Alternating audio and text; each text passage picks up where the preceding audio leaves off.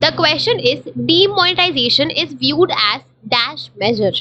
तो हम डीमोनेटाइजेशन को एक टैक्स एडमिनिस्ट्रेटिव मेजर भी बोलते हैं, टैक्स एडमिनिस्ट्रेटिव मेजर।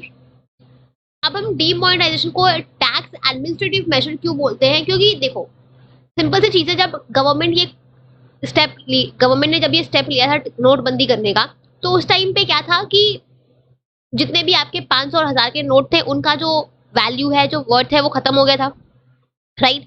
तो गवर्नमेंट ने बोला कि अब आपके पास जो भी पैसे हैं 500 1000 के, आप उनको बैंक में लेके आओ, डिपॉजिट करो और नए नोट्स ले लो, राइट। तो अब आपने जितना अपने अकाउंट में पैसे, अपना डिस्पोजेबल इनकम शो किया है बैंक में, आप उतना ही कैश तो जाके बैंक में डालोगे ना, और उसके बदले में नए नोट्स होंगे।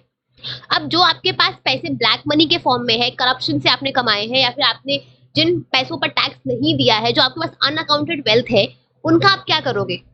अगर आप उन पैसों को लेके बैंक में जाओगे तो बैंक आपसे पूछेगी ना कि आपकी इनकम तो इतनी ही है, तो आपके पास इतने पैसे कैसे आए?